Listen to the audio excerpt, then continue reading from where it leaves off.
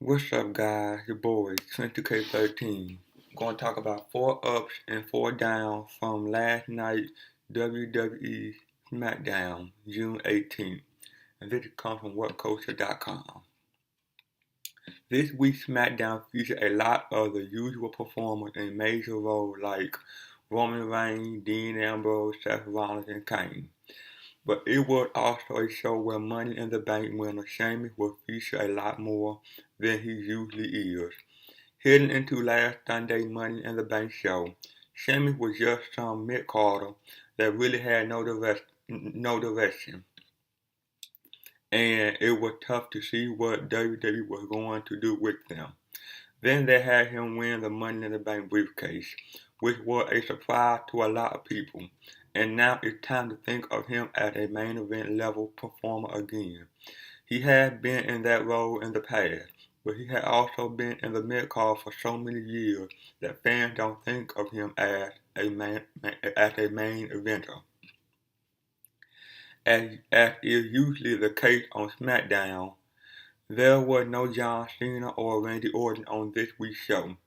Cena is almost never on anyway, and it seems like Orton had also reached a point where he only on SmackDown once in a while due to his veteran status. Here are the matches that took place this week. Sheamus and Kane defeat Dean Ambrose by disqualification when Roman Reigns interfered. Brie Bella defeat Paige when Alicia Fox interfered. Dolph Ziggler defeat Bo Dallas. Neville defeat Xavier Woods. Kevin Owens defeats Cesaro. Sheamus and Kane defeat Roman Reigns and Dean Ambrose due to Bray Wyatt's distraction. There's no up or down from the Divas match because it just felt pretty anticlimactic and similar to what we usually see from them. These are the ups and downs from this week's edition of SmackDown. The down. Number 4. The Bo Dallas gimmick isn't working.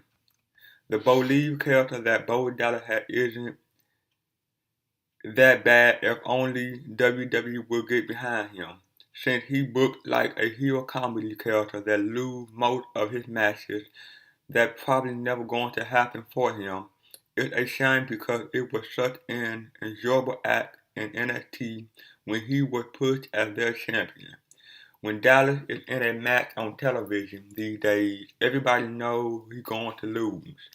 Even though he had a funny line in his promo about Lana being attracted to Ziggler, he wasn't able to get the win or even last 2 minutes. Dallas was humiliated pretty quickly. If there's a positive about the match is that Ziggler was able to win. He loses so often that it actually feels like a surprise when he wins. The good news for Bo is he's one of the youngest guys in WWE and has a really bright future.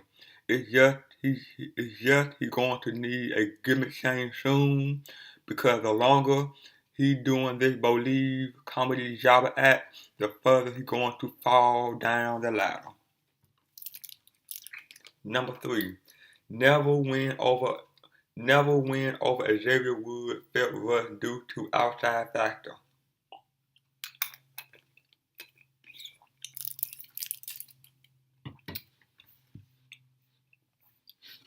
A matchup between Neville and Xavier Woods sounds like a great idea on paper, but in execution, it felt so rushed that it was hard to absorb everything that was happening. Xavier Woods had the New Day with him. Neville had support from the primetime players.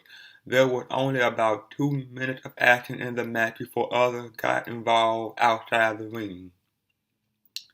There's no wrestler alive that can really get over as a big deal when they are only given a couple of minutes to have a match. When things broke down in the match, the 4 guys outside the ring started attacking each other, which led to Neville hitting a kick on Wood and then the red arrow on Wood for the victory. They were trying to tell the story that Neville had helped to prevent the cheating while the New Day had a bad week. However, what it really felt like was just a match to put on television to fill 3 minutes because they had nothing else to do. If it's going to be that short, it's better to just leave it off the show because it's hard to generate any emotion when the match ends so abruptly. Number 2. Rusev continued to look like the dumbest wrestler ever. Rusev broke his foot on SmackDown about a month ago. Despite that, he's been on nearly every episode of Raw and SmackDown. This week, he was shown yelling at a TV monitor backstage while Dolph Ziggler won an easy match and got a kiss from Lana after his win. The reason this is a down, just like last week, is because this man was once booked like an unbeatable monster that even beat John Cena the first time he faced him. Now he's the guy the audience laughs at because his ranting in a foreign language make him look like such a huge loser. When most wrestlers are injured, they are taken off television for however long is needed for them to get back in action. In Rusev's case, WWE keep putting him out there to make him look like a fool while Lana hangs out with Ziggler. Number 1. Opening segment lead to tag team main event formula strikes once again. It become almost a joke that the opening segment on SmackDown lead to a main event tag team match. If you watch the show as a casual fan, you may not notice it, but the lazy booking shows that WWE management really doesn't care about this show. Does the creative team sit in meetings all day on Tuesday trying to think of ideas on what to do on SmackDown? Then Vince McMahon shrugs his shoulders and says, let's do an opening segment that leads to a main event.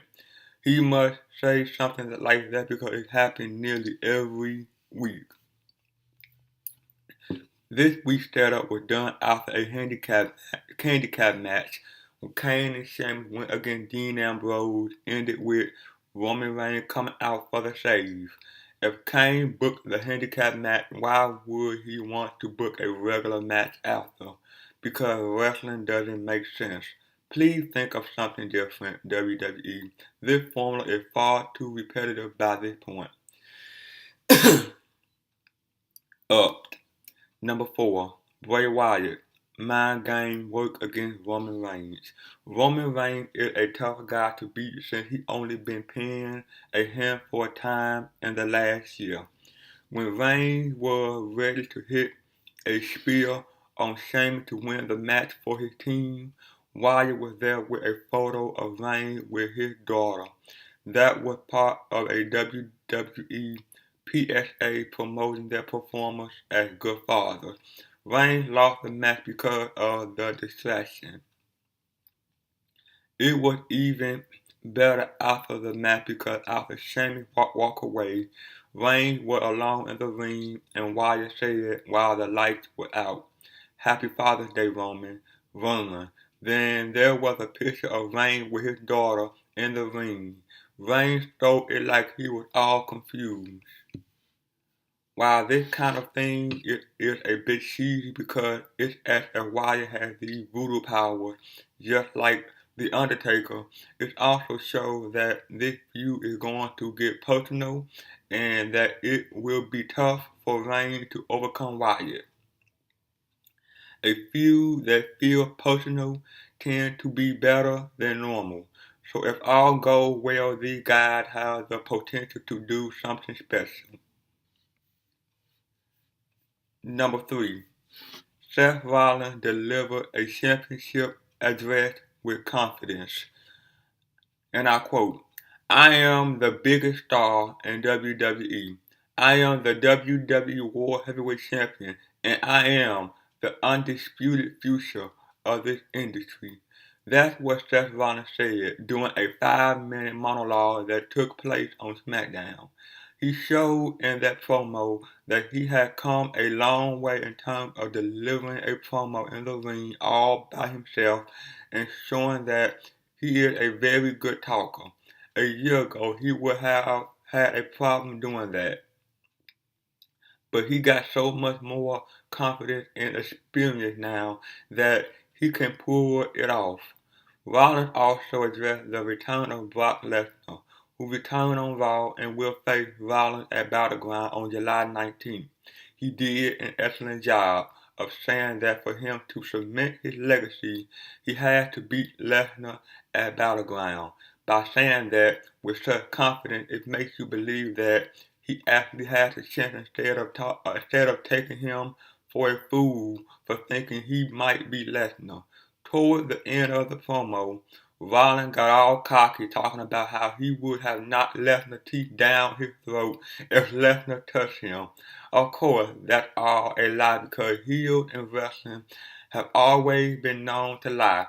Rollins is scared of him at Raw, and that's likely how the feud is going to be built up. Rollins ended his championship address by saying he can't wait to face Lesnar at Battleground. It did an awesome job of getting people excited for that match without Lesnar or Advocate Paul Heyman in the building. Number 2. Kevin Owens beat Cesaro in a competitive match. This was one of those matches that got people excited just reading the spoiler because they both spent a lot of time in Ring of Honor together as well as other indies.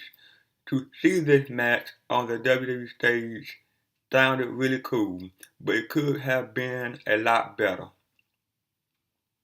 The complaint is that the match got about 10 minutes with a commercial break in there as well.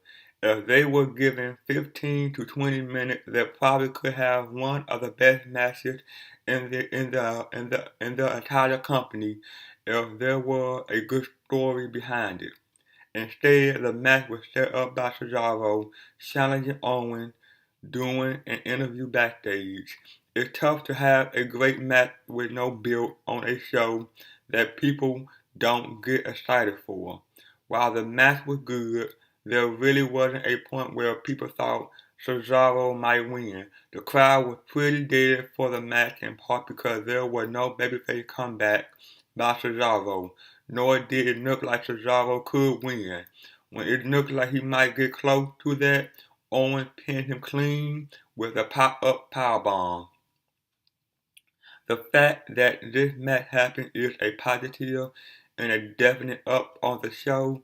It's just that it could have been more a must-see match instead of something that was solid on an episode of SmackDown that didn't have much else that was exciting. And number 1. Money in the Bank winner Sheamus was treated like a star. When Sheamus won Money in the Bank on Sunday, the complaint that a lot of fans had was that he wasn't really booked like a big star prior to the match. Finally on this week's SmackDown, he was. Sheamus started the show off with the opening promo. Normally those promos are repetitive and boring, but at least he is somebody new in that spot. It was a basic promo where he was just out there bragging about being Mr. Money in the Bank. He also seemed to love stealing lines from the popular film Gladiator from 15 years ago. When the main event tag match was announced, it seemed like Sheamus might be the one that get pinned. Instead, he capitalized on the distraction by Wyatt to nail Reigns with a roll kick and got the pin. Even though it was cheap, it was still something that made Sheamus look like a bigger star. If Sheamus is going to be a WWE champion again, like many people expect, he needs to be booked like a bigger star. This week's SmackDown was a step in the right direction for him. Well, that's it, guys. Like, comment, subscribe. See you guys on the next one. Peace.